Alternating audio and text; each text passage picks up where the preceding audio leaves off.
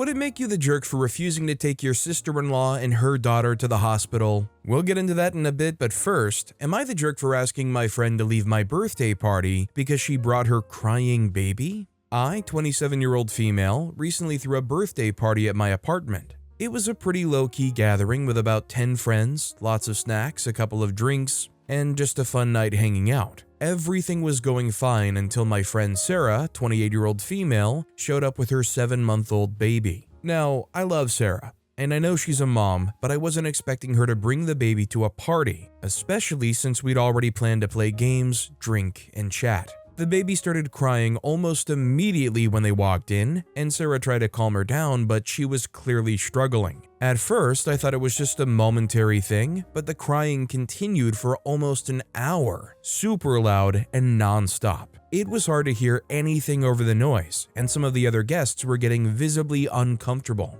I eventually pulled Sarah aside and asked her if she could maybe step outside with the baby or take a break in the other room until the baby calmed down. I explained that it was hard to enjoy the party with the crying. She was clearly upset and told me that I should be more understanding since she can't just leave the baby at home, and she was doing her best to keep her calm. She ended up leaving shortly after, and now she's not speaking to me. I feel bad because I know being a mom is hard, but I also feel like it was my birthday, and I wanted to have a good time without the crying baby. Some people think I was rude for asking her to leave, while others think I was just trying to protect the vibe of the party. Am I the jerk? So I don't think it necessarily did the friendship any favors here, but I don't really think OP is the jerk. The problem is when you're at a party or an event and your baby starts acting out and crying and making a scene, is it not on you as a parent to remove that kid and try to calm them down outside of the confines of this party where everybody else is just trying to have a good time?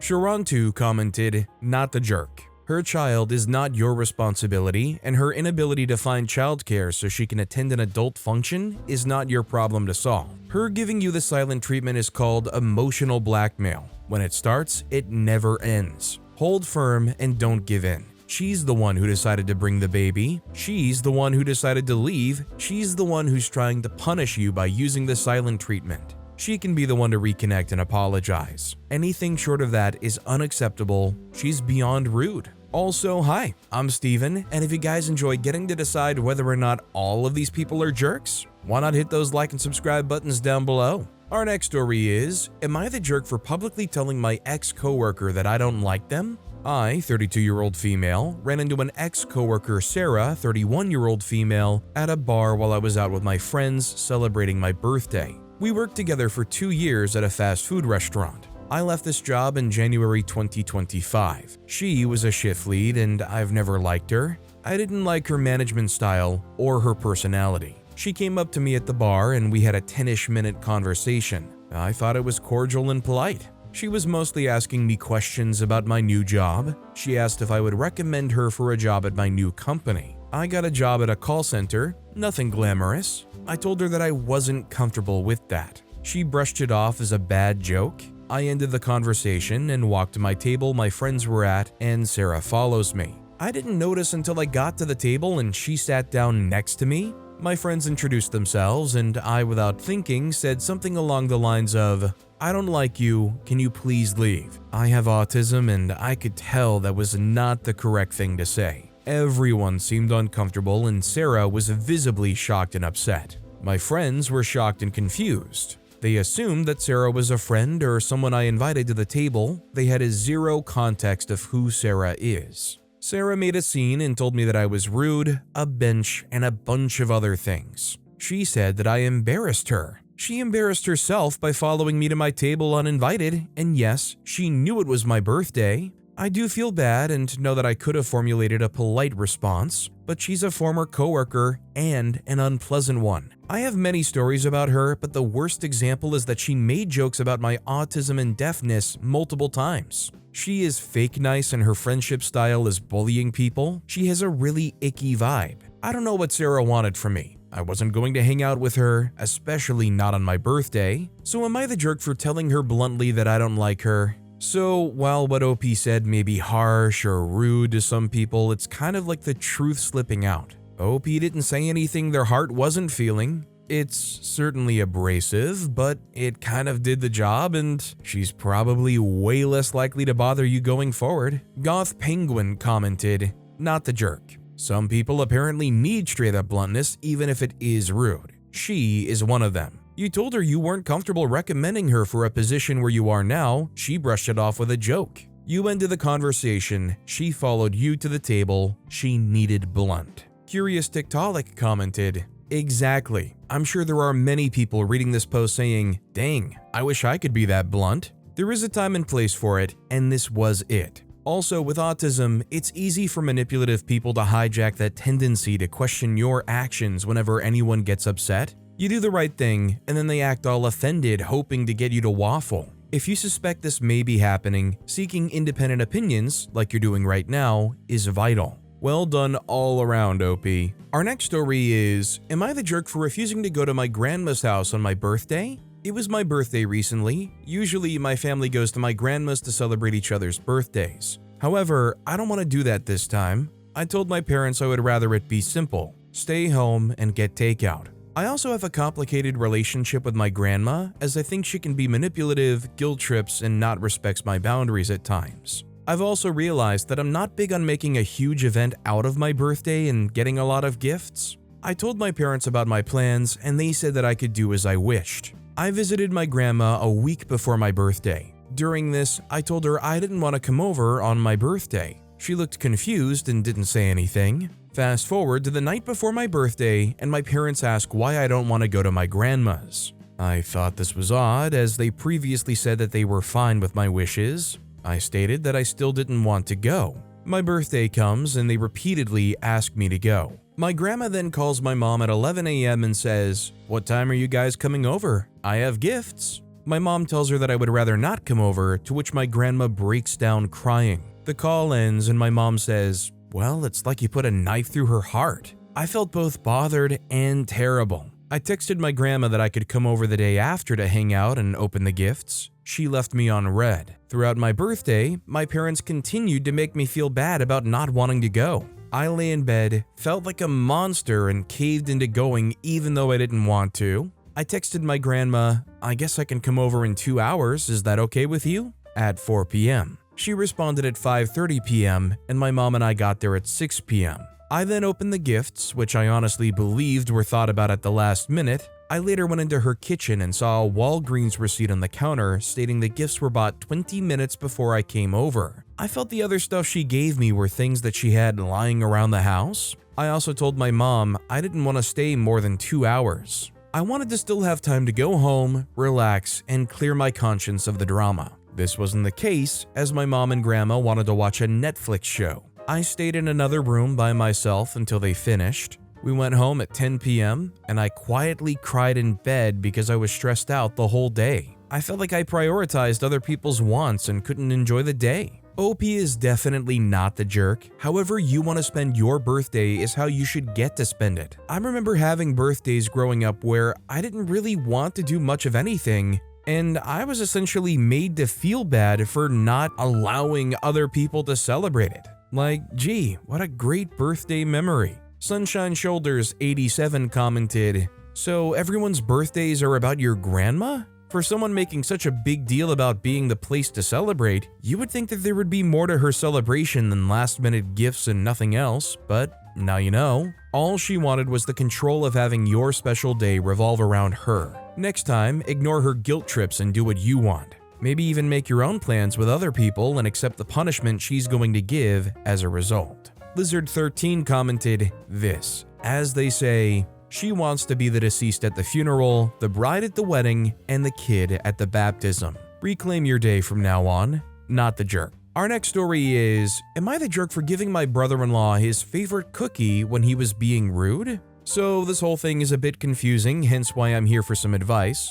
My 17-year-old female, oldest sister's 25-year-old female, husband, let's say SpongeBob, is, well, one of those people who would call themselves as just brutally honest, but they're actually kind of rude. My sister doesn't mind and many times has to act as a peacemaker whenever SpongeBob makes a snide remark that causes tension in the family. However, he went too far when my other sister, 23-year-old female, told the family that her fiancé cheated on her with his coworker, to which SpongeBob went, "I am so sorry. He is wrong to do that, but to be fair, you do look different from what you used to and maybe he lost attraction." Now, my sister is struggling with PCOS and has gained weight recently. She's obviously very self-conscious about it and hence started crying after hearing such remarks and left shortly after. My oldest sister is of course trying to defuse the situation and told that he meant no harm and just the way that he is. My parents were very angry and for a few months were low contact with my oldest sis, but eventually everyone forgave each other.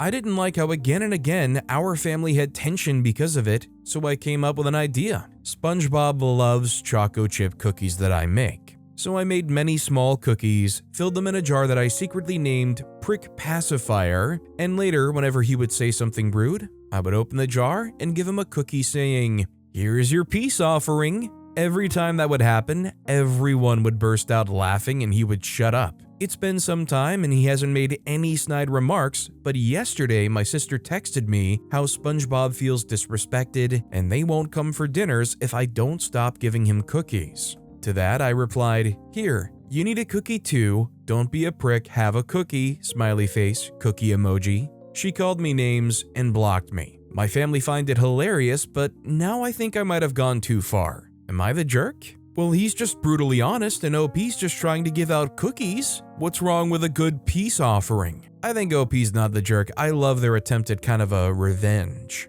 DG Showgirl commented, "Oh boy, I love this. You're fighting 'that's just how he is' blunt honesty with 'that's just how she is', killing it with kindness." I've legit giggled at this because you're doing nothing wrong, and if brother-in-law is getting self-conscious about his behavior, then he needs to reflect and change, not you. Absolutely easily not the jerk, but totally hilarious. Our next story is, am I the jerk? My female 21 cat doesn't have food because my mom, female 45, keeps topping off her bowl and now my mom's calling me a neglectful owner. Hi everyone, I have a 2-year-old cat with food sensitivities. Because of this, she eats a specific food that you cannot buy in stores. It's $50 for a 4-pound bag and I get it delivered monthly. The food used to last more than the month until I moved in with my mom. I would feed my cat 3 meals daily but never free feed her. She was hungry at mealtime, but I never saw it as much of a problem as she wasn't overly skinny or panicked over food. This changed when I moved in with my mom. She free feeds her cats and frankly, they're quite chunky to put it nicely. Well, I first bought a special $150 bowl because her cats were eating all of my cat's food on top of theirs, so this bowl prevents that. I feed her about a half a cup of food daily. Well, my mom sees that her bowl is empty and fills it up so that it's literally overflowing. I asked her not to do that because I feed my cat a specific amount of food and have a limited supply. I thought this was understood until they went to feed my cat and the bin was empty with a week to go until her next bag ships. She has a bit of food left in her bowl but refuses to eat it for some reason. She can still eat the other cat's food until the bag comes in tomorrow, but obviously I'd rather her not because it makes her stomach upset. My mom's now walking around saying that she takes better care of my cat than I do, whispering to my cat that she's so sorry that she's not getting fed, etc. Again, my cat can eat the other food. Are there any other steps to take? Is my mom just overreacting? I don't really know if there are other steps that OP can take. Like I would say take like the food bowl in your room or something. The problem is your cat with food sensitivities is going to continue to be exposed to this other cat's food that's just overflowing. I would also keep your cat's special food locked away in your room, someplace where only you can control it. Slappy Slap Sticker commented, "Not the jerk, your mom is a special type of jerk. Those whispered comments to your cat are her passive-aggressive way of having a go at you without having the spine to actually talk to you. Second, the other comment to keep the food out of your mom's reach between feedings." Our next story is, would I be the jerk? Coworker asked for a lift to work at the end of the month, did not say that it would be for the next 6. I have a coworker, Larry. At the start of the month, he asked if he could get a lift as the guy who normally does it will be off. No further information was given. I agreed as it's practically on my route to work. I assumed I know that this would be for 2 weeks with the Lyft guy being on holiday. Found out today from another source, Lyft guy is ill and will be off for 6 months. We have a 5 a.m. start time. I am not a morning person and a bit grumpy, but would endure for a short time to help a fellow human out. I'm not sure I want to do this for 6 months. Would I be the jerk if I put some kind of limit on this or put an end to the Lyft to work when I was overdoing it? There are no buses at that time, and a 6 or 7 British pound taxi ride would be his only option. Now I'm off for 3 days and the Lyft will begin next week. We'll not see him till then. OP's not the jerk here. Would it be great if OP wanted to help them out? Sure, but I'm not a morning person either. I'd be right there with OP. I don't want to wake up an extra even 15-20 minutes early if I have to, just because of the kindness of my heart. To be honest, I would probably have some level of guilt over saying like, look, I'm not going to do this for 6 months. But I think it would be saving my sanity from 6 months of drilling in my head, I hate this, I hate this, I hate this. Wild Ticket 1413 commented, not the jerk. You don't owe anyone a ride to work. Tell your coworker, I'm sorry, I didn't realize that you would be needing a ride for the next 6 months. That's way more than I can do. I'll give you a lift for the next 2 weeks, but after that, you're going to need to find another way to get to work. Our next story is, am I the jerk for telling my roommate I shouldn't have to take care of his dog? Am I the jerk? My roommate leaves his dog at home almost every weekend while he goes out and parties. The dog is not well behaved. She knows how to open doors, so at night while we sleep, we can hear her opening doors. She knows how to open deadbolts, so I constantly worry she's going to open the front door in the middle of the night, leading to restless sleep. She's known to open the door to his room and pee on the carpet. I then have to clean it up in the morning since the roommate won't be home in time to clean it before it would stain. The dog jumps on the counters and eats anything left out. The dog isn't kennel trained, so if I put her into a kennel, she will scream and cry all night long. The dog has severe separation anxiety and wants access to my room through the night. However, my puppy sleeps in her kennel, and if she hears the dog come in, she becomes restless. I'm a full-time student and taking care of his dog every weekend and having it disrupt my sleep is not helpful. When I bring up that I don't like taking care of his dog, he brushes me off. I fear if I put my foot down even more, I'll end up being a jerk. He doesn't seem to care that his dog is an inconvenience. My dog is often kept at home, and if my roommate gets home, he never does the diligence of taking her out of her kennel. I find it odd that he expects me to take care of his dog, but won't do the same for mine. What I think sucks here is you can tell OP is a dog lover. OP can't trust this guy to watch OP's dog, but because you care about these animals, you have some level of responsibility when they leave to take care of their dog. It would definitely be more than frustrating to be in the situation OP is in, and especially as I get older, the more and more I realize you need to be able to have that sleep consistently, functionally, and good. Not being able to have a routine where you are watching that dog and getting actual good sleep, that's almost always going to be a recipe for major disaster. Independent Home 845 commented, not the jerk. Why do you find it odd? It works great for him. You let him do what he wants. Why should he change? He uses your fear to be a jerk, and that's why he continues to act like one. Edit, to be clear, I don't want to say that it's your fault, because obviously you and the dog are not in the wrong at all. I just wanted to point out the dynamic in this relationship. Equivalent Bit 1143 commented, facts. If your roommate can't take care of his own dog, then he should look into having the dog fostered by someone responsible. Right now, that's you. I say call, not it, and find yourself a new place to be once your lease is up. That or sublet and get out immediately. Not sure what the dynamic is between you two. If you're supposed to be friends, then I hate to be the one to break it to you, but you are not his friend. You're the sitter. Our next story is, am I the jerk because I couldn't take my sister-in-law to the hospital for my niece? I know it doesn't sound good, but for some information, I'm 20-year-old female. My brother and his wife are 24 with an almost 3 and 1-year-old. We all kind of live together. Last night, my niece, 3, had a little bit of a fever but nothing crazy. Today, she was saying it hurt when she went to the bathroom and had an itch, so we're thinking UTI. Fast forward a few hours, my brother leaves to go help some of her family move things from a relative's home and tells me if I could maybe take them to the doctor. And I said sure, thinking that it was going to be an urgent care or a hospital nearby. There's 2 hospitals less than 15 minutes from our home and at least 3 urgent cares in the same vicinity. She ends up asking me to take her to the hospital that's like 30 to 40 minutes away. I tell her I don't know because I don't drive on the expressway, and I ask what about the baby. She said she wants me to leave her with my mom, who's sick, and she already kind of pointed fingers at me and my mom, thinking we got the 3-year-old sick. So it just didn't make sense to me, but I got annoyed because she's 24, has 2 babies, and refuses to drive because she's anxious but has a license.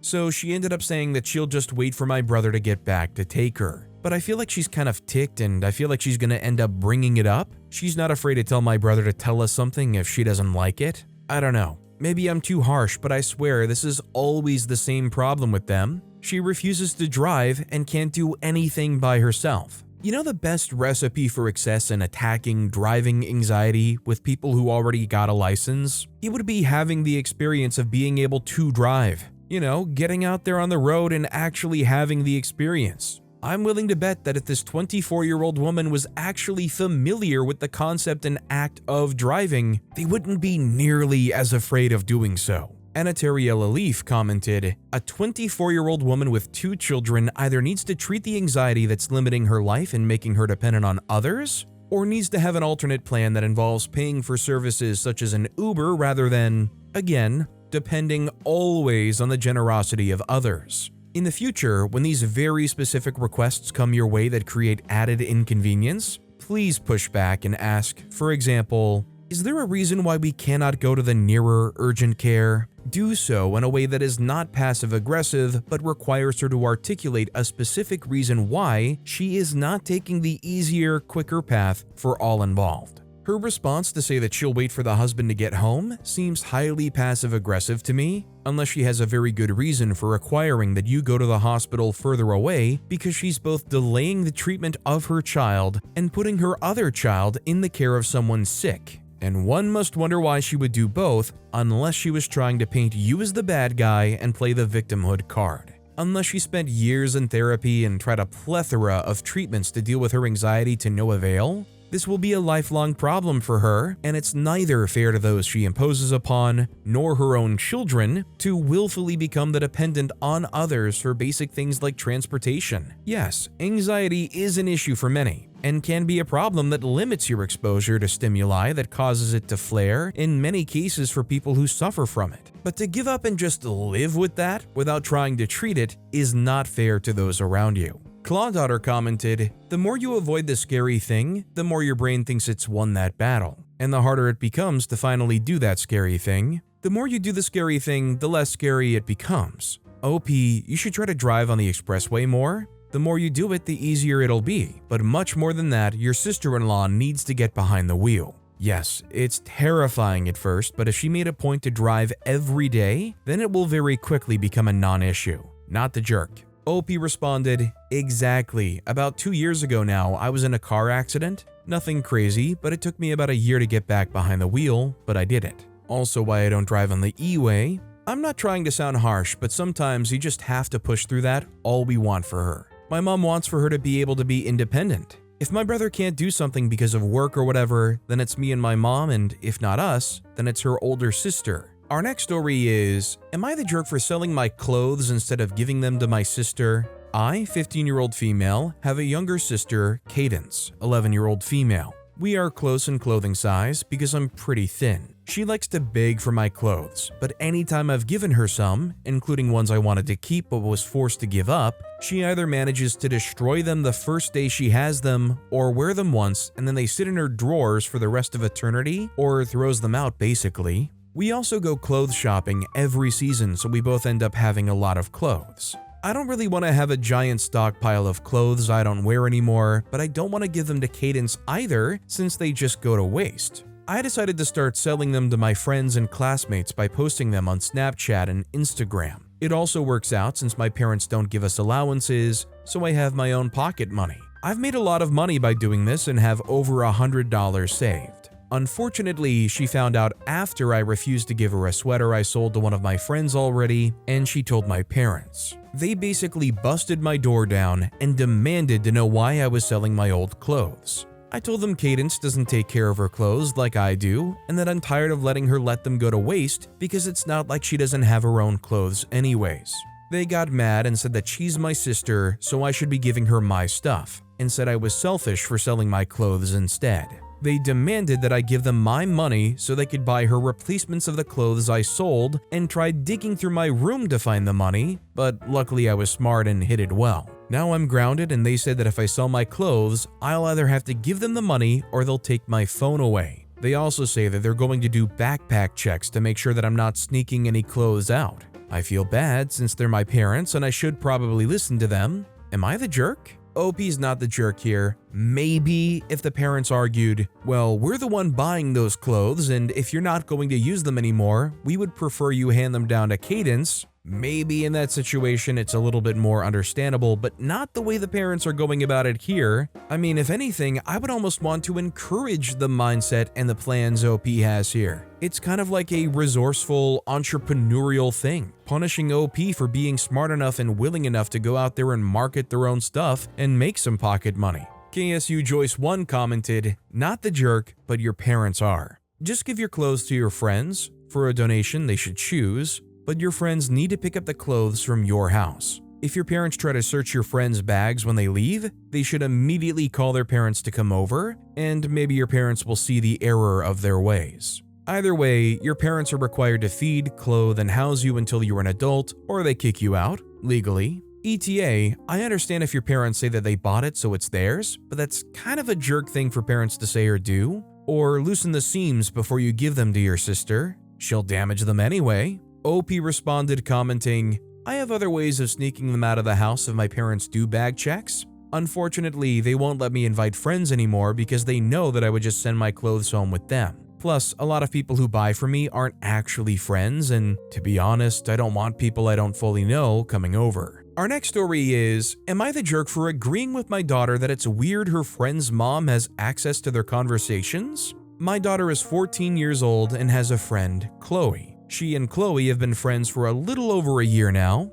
Chloe's mom, Gina, is someone that I would consider pretty strict. I was aware that she would check Chloe's phone, and I know a lot of parents do this, but I found out a few months ago through my daughter that she would respond through Chloe's phone to Chloe's friends, including my daughter. It was never anything overkill, just, Chloe can't talk right now. She's busy with homework or whatever. I thought this was odd, but didn't say anything to Gina about it because that's her life and her business. I got a call from Gina earlier this afternoon. She was very ticked off and told me that my daughter was rude. I needed to start monitoring what she says, etc. I asked her what exactly happened, and she said my daughter gave her an attitude via text. I was still very confused and asked why they were texting. Gina became exasperated and snapped, "Through Chloe's phone." I told her I'd call her back and asked my daughter specifically what happened. My daughter willingly showed me her texts. She had texted Chloe something. Gina had responded using Chloe's phone, saying Chloe was busy.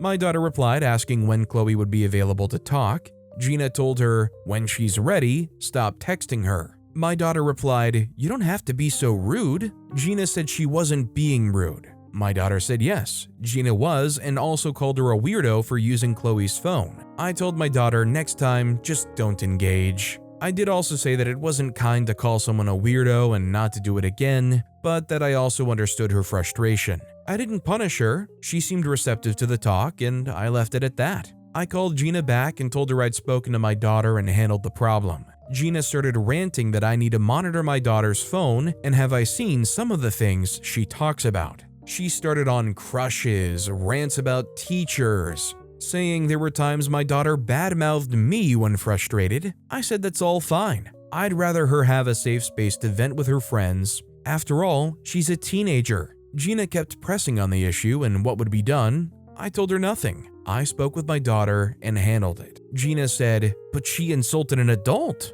I told her I handled it, but my daughter also didn't say anything that wasn't true. Gina was acting like a weirdo. Now, Gina's angry with me. My daughter doesn't care that I said all of this. However, my husband thinks that I shouldn't have said it, as it didn't solve anything, and Gina can parent how she wants. I said I never commented on Gina's parenting until she tried to undermine or insult mine. Am I the jerk?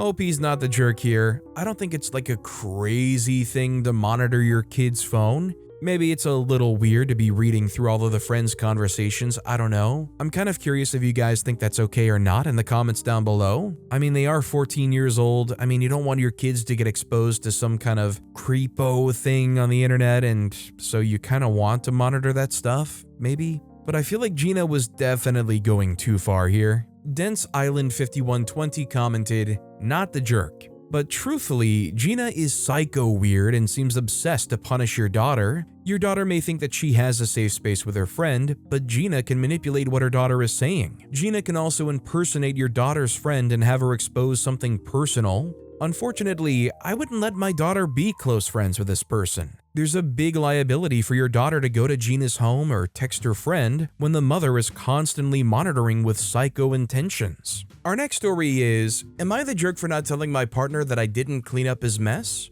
So my partner, 34-year-old male, and I, 33-year-old female, have been together for 4 years now. Last night he got drunk and listened to his music downstairs, which he does sometimes on the weekends. He came to bed around midnight. I stayed up late playing games, and around 3 a.m. he stands up from the bed. He walks over to the bedroom door and stands there a moment, and then I hear the pitter-patter of liquid hitting our linoleum floor. I immediately sit up and yell, "Babe, babe," to which he stops and goes, "Whoa, whoa," and stops, heads to the bathroom to finish up. He stumbles back to bed and passes out. This isn't the first time he's peed somewhere he shouldn't in his sleep, but it isn't something that happens a lot. I think it's happened maybe 3 times in his whole life, twice before we dated, and this was the only time I've been around for. It's like he's sleepwalking and gets confused. I grumble, take a photo of the puddle, plop a towel down, and send him the photo and a message saying, "Just in case you forgot, you ticked on the floor last night," because, in my opinion,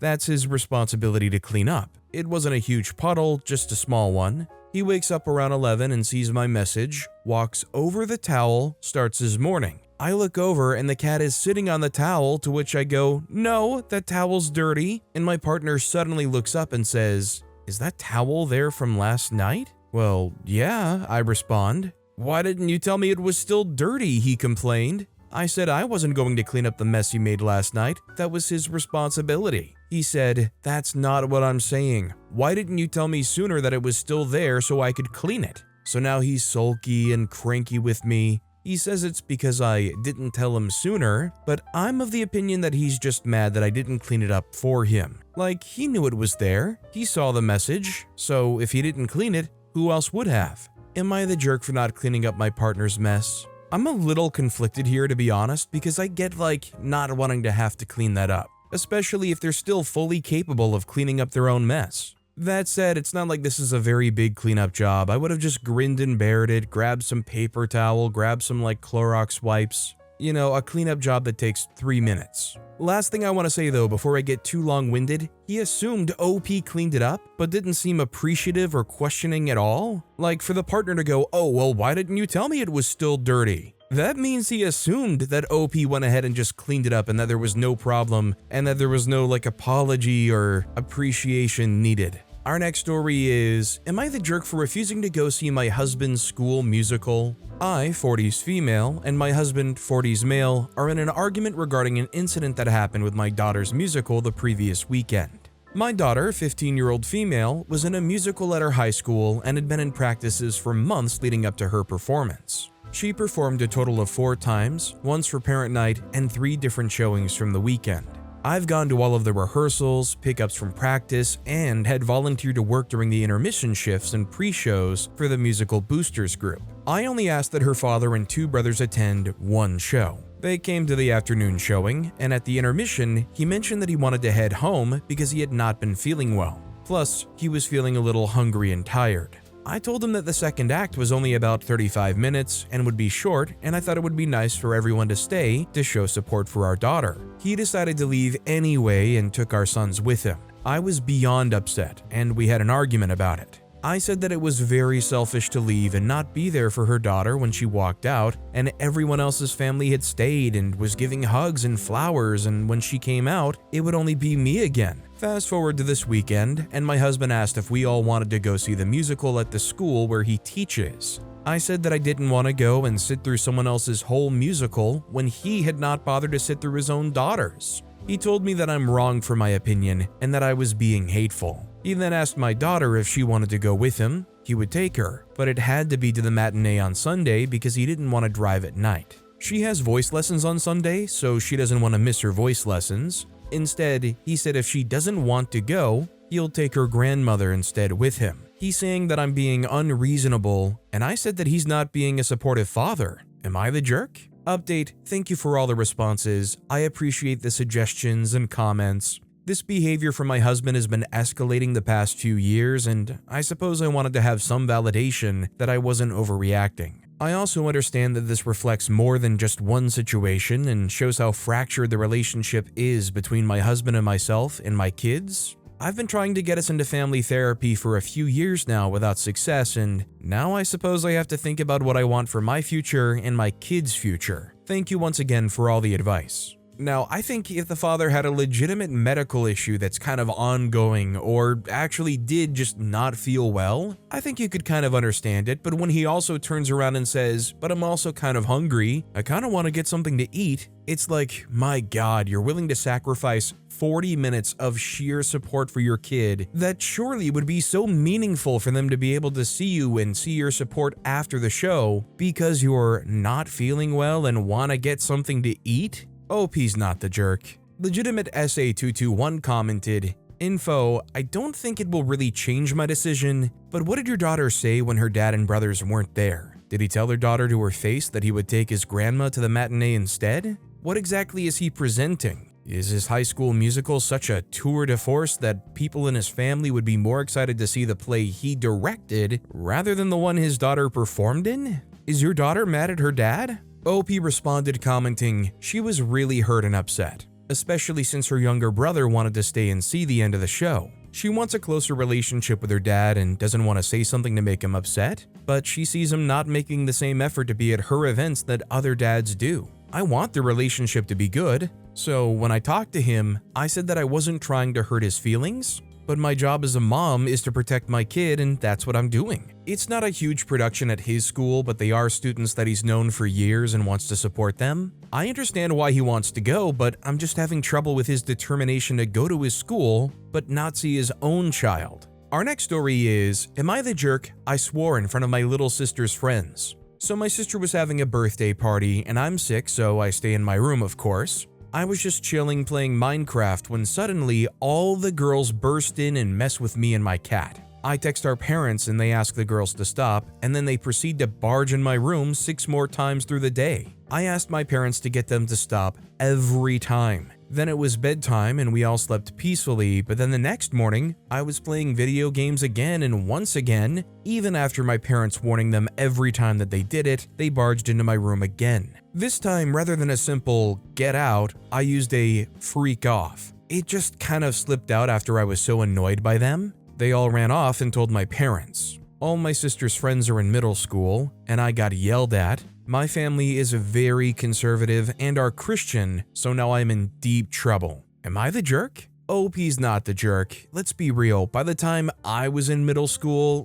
everybody was trying to find ways to curse when the teachers or the adults weren't looking. Especially with social media these days, there's no way that those kids haven't heard those words before. And at the end of the day, in my opinion, they are just words. Could OP have been better? Could they have used better words? Absolutely, but I don't think they're the jerk. Renaissance Mom commented, not the jerk, although you could have chosen different words. You lost your temper, for good reason, and reacted with an angry phrase. It happens when you're pushed too far. By the way, I'm a Christian too. Words slip out, it happens. Your parents should have been in control of the party, and they weren't. After the first time that the kids barged into your room, your folks should have shut them down. Instead, they permitted it, giving them 0 consequences. So basically, one daughter gets a party while the other daughter gets harassed all night. Great parenting. Our next story is, am I the jerk for rescuing a baby squirrel and back-talking my now ex's father?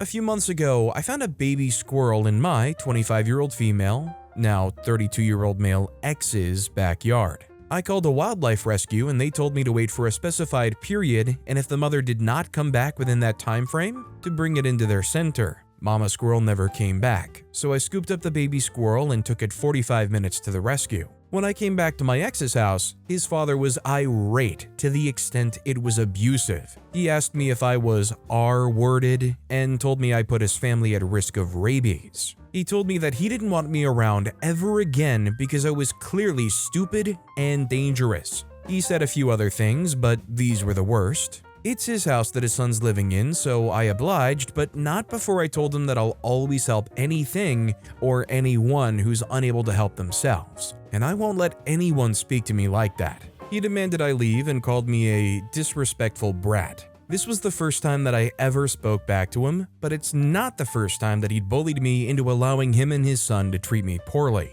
I volunteer in animal rescue, so I'm very aware of signs and symptoms of rabies, and the likelihood that this animal was rabid was slim. I also have protective gear on standby in my car that I used when handling the animal. Additionally, I was the only person in the household that had handled said squirrel, and I was not in contact with any body fluids, nor was I bitten or scratched. I understand his sentiment that I could have been bitten, but in the event that I was, I would receive guidance and treatment from a physician, and I do not need someone else making decisions for me. I've rescued countless dogs from emergencies, some of which were sick or hurt and aggressive as a result, and I know the risk that this has, but I'm adequately trained to protect myself to the furthest extent possible, and what to do if this fails for any reason. We've since broken up as a result of several things, one of which being his parents attacking me and invalidating me on numerous occasions. I've recently had a few mutual friends bring up this situation, and people seem mixed on whether or not I'm the jerk because I back-talked his father, which was disrespectful. So Reddit, am I the jerk? Oddly enough, and I don't even remember how I happened to come across this fact, but in the United States, as far as squirrels go, there have been literally no documented cases of humans contracting rabies from squirrels. As fearful as some people may be with squirrels, apparently they very rarely actually get infected with rabies. And yeah, they've literally not been known to transmit it to humans, let alone probably the pinky baby squirrel OP was saving. Dear Word 8021 commented, "Not the jerk, I would have done the same thing. You sought advice, you wore PPE, and even have experience with animals. This family sounds like they all lack empathy and would have left the poor thing to die. You deserve better. A lack of empathy is a red flag, and you deserve a kind and caring partner. Well done for rescuing the baby." Lissa Bryan commented, "The dad definitely has a control fetish. If I say the baby squirrel dies, the baby squirrel will die, and you are, insert slur here for disobeying me." He was probably intensely frustrated that you didn't crumple under his verbal abuse, as he's used to seeing in his household. Your ex-boyfriend is going to have a lot of issues coming from a home like that. Our next story is, am I the jerk for refusing to drive 4 hours so my sister doesn't have to drive through NYC? For context, my parents, 60-year-old male and female, recently got my sister, 19-year-old female, a new car so she would be able to drive to or at college. However, since buying her car, my parents have not let her drive from Long Island through New York City. One of them would drive her car for a couple of hours, the other driving another car. They would stop somewhere and then go home together, while my sister would drive the rest of the way to college through rural upstate New York. My parents said that they were concerned about her driving past the city as she was inexperienced. At the time, I thought that this would only be a 1 or 2 time thing, and that they probably want to let her not only get used to the car, but also driving through New York City. Flash forward today, my dad was diagnosed with vertigo and is unable to drive at this time. My mom asked me, 22-year-old female, to do the drive with her instead. However, I objected. This will be the 4th time this has happened, and I would not be compensated in any way. Gas money, etc. If this was the first time, I would understand. However, she's had her car for almost a year and drives frequently at school. I asked my mom if this is what my sister wants or if this is what she wants, advising she, sister, has a new, nice, safe car and, in my opinion, is more than capable of doing the ride. I feel like it's also a little wasteful with regards to gas and time. My mother responded saying that she's uncomfortable driving through that area. Then my mom asked if I'd driven on the parkways with my sister because if I had, I would not want her driving through the city. My parents both tried to get my sister to practice driving on parkways so she would be better or more comfortable when doing so. However, she refused to practice and my parents did not force her. This is another reason why I don't feel responsible to help my sister avoid driving past New York City. Furthermore, I personally feel that this is what my mom truly thinks. My sister should not have received a new car. Additionally, I feel that my parents' plan doesn't provide for my sister to grow as a driver, as there's no exit strategy so she could eventually drive to school, including through New York City, on her own. In the past, my mom has always emphasized with me that one day she will not be here and I'll have to do things on my own, claiming, "What would you do if I was dead?" However, I feel the sentiment was lost on my sister because she's the youngest. Also, I want to stress that it's my parents who want me to do this, not my sister. She wants to drive on her own, but doesn't want to fight my parents on the issue. However, my objection to this request has been met with my parents saying, "This is only 4 hours of your life and do it for us, not for your sister." I personally feel the request is frivolous, holds my sister back, contradicts the purpose of buying my sister a new car in the first place, given the fear of her driving ability, and warrants compensation to some degree for driving 4 hours. So, am I the jerk? OP's not the jerk here. I hate the guilt tripping that's going on. OP's not obligated to do anything here, and I agree with them that honestly, especially considering she's been driving for a year now on her own, you kind of have to rip the band-aid. If anything, maybe OP can compromise and say, "Yes, I will go, but let the sister drive anyways." After the fact, you can tell the parents, "She did it, she drove. Next time, I'm not helping out. She's more than capable of doing it." Wild Ticket 1413 commented, "Not the jerk. Your sister's an adult, she's a licensed driver, getting herself to and from school is her responsibility, not yours. She needs to learn to drive in all conditions. Your parents are simply babying her and preventing her from becoming more independent. I know New York City is always busy, but there are times when there's less traffic on the freeway, relatively speaking. A better solution would be for your sister to return to school on a weekend or in the evening when traffic through the city is lighter." Our next story is, "Am I the jerk for vetoing my partner's plan to build a shed in our backyard? My 30-year-old female, partner, 30-year-old male, and I originally agreed that we would split our 2-car garage. Half for him, half for me. That never happened. He completely took over the entire space, and I've never had any room in there. It's been a low-level point of resentment for me for a while. Recently, he brought up the idea of building a shed in the backyard so he could clear out my side of the garage. I was on board, mostly because I just want to park my car in there and maybe have a bit of storage for holiday decorations, bikes, etc. In my head, I assumed he meant a small, reasonable shed, maybe 8 by 8 feet with a couple of feet of clearance from the fence. We were also planning a garden in the backyard, so I built a few raised planter boxes and placed them in what I thought was a good spot that still left plenty of room for the shed. Today, he came outside and said that the planters couldn't go where I put them because that's where the shed is going.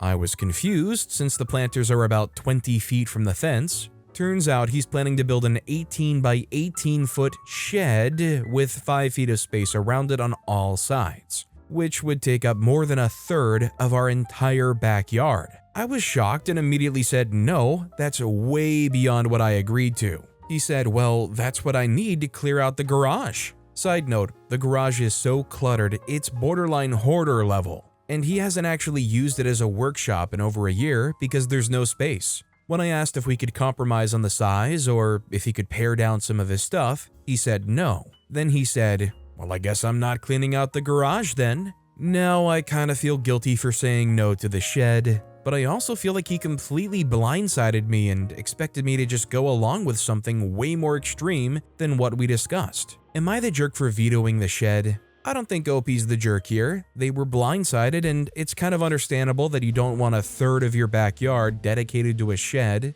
The problem here is, if the garage got to the point that it's at now, he's surely not going to be taking care of the shed that's in the backyard. What condition is that stuff going to end up in eventually in that shed? And I mean, every situation is different, but I feel like most garages shouldn't approach hoarder level, even if you do have quite a bit of stuff. Carpenter Mom commented, "Not the jerk. The problem isn't insufficient space, it's his unwillingness to live within the space available. If he doesn't have space, he shouldn't get more stuff or throw out an equivalent volume. I'll bet that within a year or so of building the shed, he will refill your side of the garage. Then you'll have no garage and no yard. Your best bet may be to put a dividing wall down the center of the garage. He can keep anything he wants on his side. Anything stored on your side gets tossed. Convivia CR commented, "My great-great-grandmother purged items with a burning barrel. Great-great-grandpa only discovered when the bus broke down and wasn't going to be fixed until after lunch. He apparently took it in stride when he caught his wife red-handed with a red-hot metal barrel. So that's where X or Y went, shrugged and went in to have lunch. Or so the family tale goes." It sounds like OP needs to burn some things. Our next story is, would I be the jerk for telling my roommate I don't want to eat her food? My roommate and I are both women around 30 and have lived together for around a year. We didn't know each other at all previously. Things have gone relatively smoothly as roommates, other than some frustration on my end about the fact that she doesn't clean up after herself well, but it's not unbearable and hasn't been a source of conflict. Here's the issue: she is not a good cook at all, but she thinks she is. She gets dubious recipes from ChatGPT, and even when following a real recipe, often makes strange alterations. On top of this, her food safety is very questionable. She frequently will leave perishable ingredients out on the counter for hours. Think raw, defrosted chicken or shellfish sitting out all afternoon. She isn't careful about cross-contamination from meats to raw veggies, and she'll often leave meals in the fridge for ages and still eat them. She eats 2-week-old pasta out of the fridge on a regular basis. She also doesn't wash her hands before or during cooking and doesn't thoroughly wash the dishes she uses either. Now, this is fine if she's eating it herself. She has a cast iron stomach and she's a grown adult, so you do you, boo. The issue is she always wants to make big meals and share them with me. I've tried feigning disinterest, saying I'm not hungry, and even pretending to be sick to my stomach to avoid eating her food. But she is always very insistent that I eat some. Almost every time I do, I end up in the bathroom in misery shortly thereafter. It's made worse by the fact that she's always really excited about whatever she cooked. She genuinely thinks she's a good cook and that she's treating me. Given that she never picks up on the hints at all, how do I avoid eating her food without being the jerk? I don't know of any way to say, "Hey, actually, I don't want to eat that because your food safety is lax and everything you cook is low-key nasty," without seeming cruel. She's also been very unreceptive to any advice I've tried to give her. She got upset a few weeks ago when I asked her not to eat 2-week-old lobster that had been sitting on the counter for 4 hours and basically said, "ChatGPT said it'll be fine." I think OP just needs to be honest here. Straight up like, "Look, I really appreciate that you go out of your way to make enough for me to eat and want to share it with me, but the food safety practices just really aren't what I prefer, and I've had bad experiences from eating food like that." Like, OP's genuinely not trying to spite them or insult their food or be rude. It's just OP kind of has to look out for their gut, right? Anonymous 9242163 commented, "Just sit her down and be like, listen, I have to come clean. I've eaten your food a few times because I didn't want to hurt your feelings, but I have a very sensitive stomach. And every time I've wound it up with a terrible stomachache, which isn't your fault at all. My stomach is just sensitive to certain or new foods. It's really thoughtful of you to offer me some, but please don't be hurt when I decline. It's truly not personal. I think you're a really kind person, and I think it's awesome that you enjoy cooking, but please don't buy extra for me or take me into account when cooking. I'd prefer to eat on my own due to my sensitivities, and then just leave it at that. Continue to politely decline, and she'll eventually take the hint." This next story is, am I the jerk for telling my husband to book a hotel for us while we attend my sister-in-law's wedding, rather than share accommodations with his family? My husband and I are going to be traveling soon to attend his sister's wedding along with our 1-year-old son. The plan was that we would land at his parents' place and attend one of the wedding ceremonies there. A few days after that, there's another wedding reception in my sister-in-law's soon-to-be husband's city. My in-laws plan to book a few train compartments for the entire family and an Airbnb for the stay there, 2 to 3 days. I really don't want to be in a confined space with my in-laws for that long, especially with my son. My in-laws and I used to be very cordial with each other until my son was born. A few weeks after delivery, my mother-in-law and sister-in-law visited us to help. All they did was just find any opportunity to hold him, regardless of whether he was asleep or in my arms, criticizing me for being too clingy with him when I would put my foot down, and basically started locking myself in the room with him. lament how poor my cooking was and how sorry they felt for their poor son or brother who had to endure it, until both my husband and I had enough and my husband hinted heavily that they had overstayed their welcome. Since then, I get hounded for not sending enough pictures and videos of him and how I dress him. I'm so grateful we're far enough away that we see them rarely. I told my husband a couple of days ago that I would rather we just fly from his parents' place to the other city and just stay at a hotel while we attend the second ceremony. My husband said that would make us look snobbish, that he himself wasn't over the moon about the whole itinerary, but it was a family event and we should be with family. The fact that he wasn't into it frustrated me even more because we're all making ourselves uncomfortable for what then? We got into an argument, his mother and sister's stay got rehashed, and I told him he was choosing to make me uncomfortable rather than potentially risk his family being affronted. Am I the jerk? I don't think OP's the jerk. Well, I think it's kind of like a cute, fun thing that there's this Airbnb that's big enough for the whole family to stay at. And it would be cool if such a thing were meshing well and going well with everybody. It doesn't with OP. And I completely understand. I think a lot of people do. Somebody who's really good at getting on your nerves, you don't really like being around all too much. You don't want to have to feel like you're exposed to them for 24 hours a day or 48 to 72 hours straight, especially when they're obsessed with your kid and want to wake them up, mess up the routine, snatch them out of your arms whenever they can, whatnot. Shaggy Maggie Loves Pat commented, "Not the jerk. While it is a family event, being locked in with family for the train ride and then in an Airbnb will be very uncomfortable for everyone since you have a 1-year-old. They need routine and peace and quiet to rest, and your family will want to pass him around and he'll end up possibly sick. It's fine to have him visit with family for a reasonable amount of time, but he needs a time to nap and play without the overstimulation. Use him as your reason for the alternate trip plans and advise the family that you would feel horrible if his crying ruined everyone's fun time. You can even let them know that he's teething or starting his terrible twos early or possessed by a demon, so there's no pushback.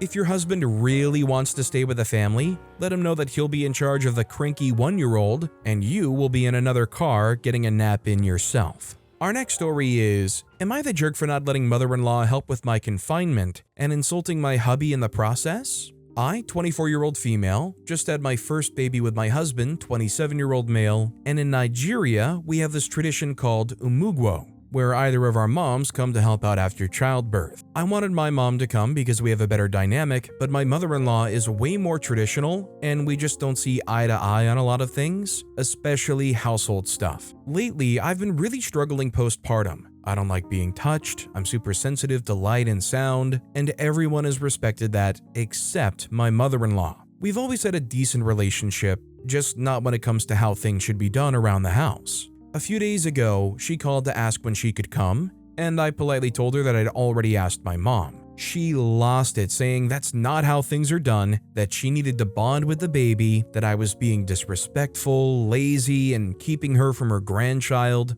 I corrected her and told her that she would see the baby, just not living with us. She immediately called my husband, but thankfully he backed me up, saying it was my choice since I was the one who gave birth. Fast forward to the day my mom was supposed to arrive, she was already being so supportive, even telling me that I should just let mother-in-law come for peace sake and they could be here together, but I stood my ground to many people in the house. Not even a minute after my mom arrived, mother-in-law showed up with father-in-law and her bags ready to move in. I told her no, she wasn't staying here. She completely lost it, yelling that I was a bad daughter-in-law, an even worse mother, and that I wasn't giving my child what he deserved. At that point, I snapped. I told her I didn't want her here because all she would do was criticize everything I was doing wrong while giving her son a pass for being lazy just like she did with her husband and her other son. I told her she wasn't going to come into my home and make me feel like a maid, and that I deserved to be surrounded by people who actually love me, not people who pick and choose when to care. I also said that she wasn't going to use my child as a second chance at parenting because she failed the first time. The second the words left my mouth, I regretted them. My husband, who had been so supportive, just looked so hurt and walked away. Mother-in-law looked like she swallowed a whole duck, and father-in-law,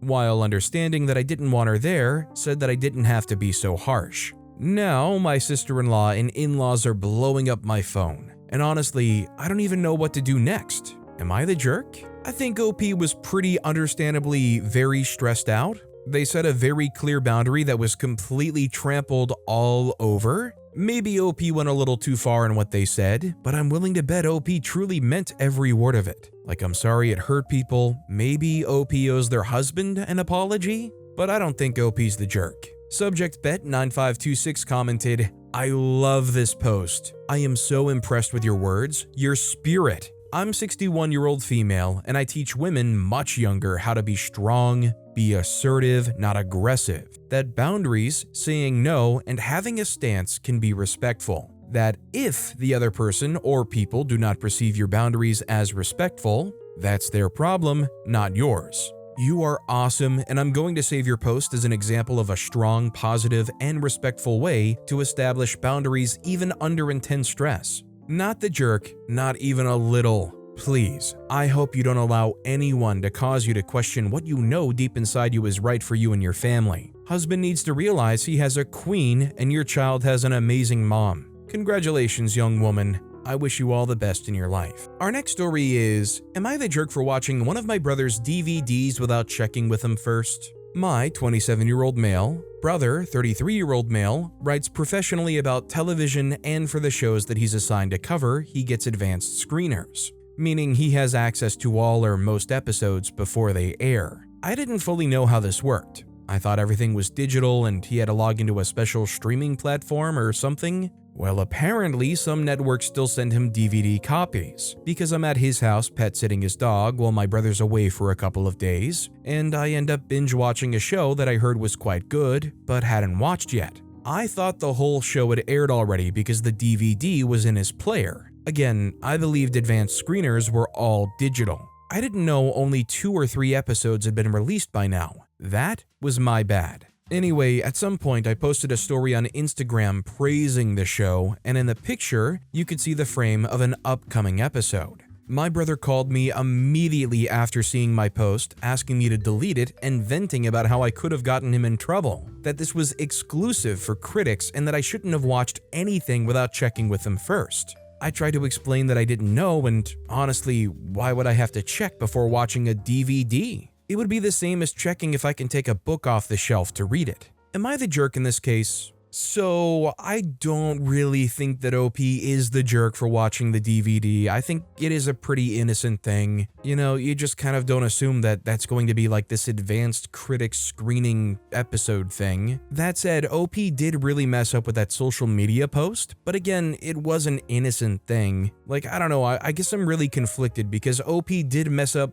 big time. Could have costed OP's brother their entire job for all I know. But I think what OP did was fallible, and a lot of people would be susceptible to probably doing pretty similar. Wild Ticket 1413 commented, "Not the jerk for watching the DVD. Like you said, it's no different than reading a book. However, now that you know your brother receives advanced DVDs as well, it's best to check with him first. His house, his rules. However, you are the jerk for posting on social media. You knew what your brother does for a living, so you should have erred on the side of caution and assumed that any content in his house may have been an advanced release. You absolutely could have gotten him in trouble. I do hope you deleted the post." But with that being said, that's all the time we have for today. Now, if you want to hear another absolutely crazy Am I the Jerk Here story, check out that video on the left. Or if you missed my latest video, check out that video on the right. That said, I'll see you all next time with some more stories.